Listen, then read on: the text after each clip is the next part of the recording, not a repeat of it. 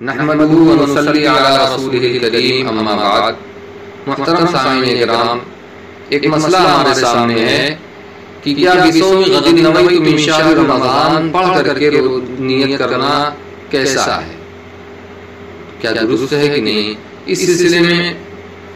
کئی گروپ ہیں۔ ایک گروپ یہ کہتا ہے کہ اس کا پڑھنا سنت ہے، دوسرا گروپ یہ کہتا ہے کہ اس کا پڑھنا بدعت ہے، اور تیسرا گروپ یہ کہتا ہے کہ اس کا پڑھنا یہ عبارت ہی درست نہیں ہے، اور چوتھا گروپ یہ کہتا ہے کہ نہ تو اس کا پڑھنا سنت ہے نہ بدعت ہے، اور یہ عبارت درست بھی ہے۔ دیکھیے چار گروپ ہوئے۔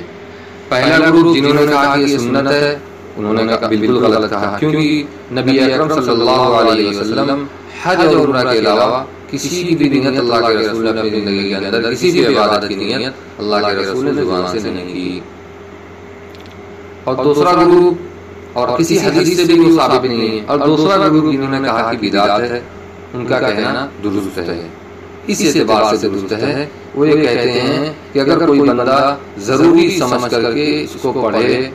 کہ یہ ضروری ہے، اور یہ دین کے اندر کسی چیز کو ضروری سمجھ کر پڑھنا جو دین کے اندر نہ ہو کرنا،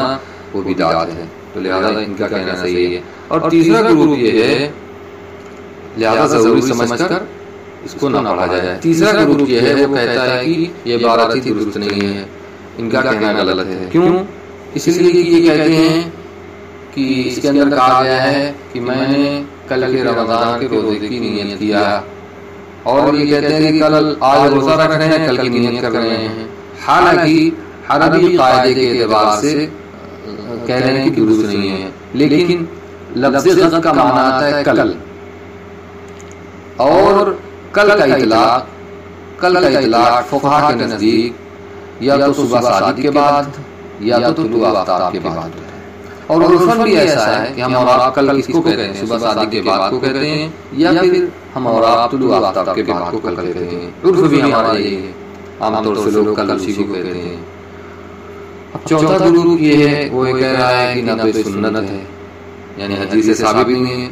اور یہ چوتھا گروپ یہ کہہ رہا ہے کہ بدعت بھی نہیں ہے، یعنی اگر کوئی ضروری سمجھ کر کے نہیں پڑھ رہا ہے بلکہ ایسے ہی پڑھ لے رہا ہے کہ نیت کر رہا ہے کہ زبان سے نیت کرنے کا ثواب جو ہے ہم عربی عبارت پڑھ کر کے حاصل کر لیں، تو یہ صحیح ہے۔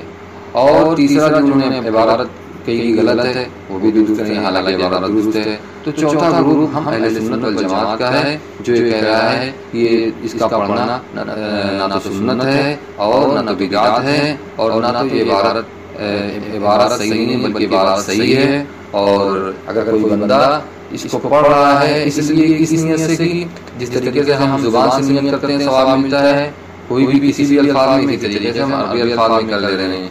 کیونکہ یہ بزرگوں سے منقول ہے۔ اللہ تعالیٰ ہم سب کو عمل کی توفیق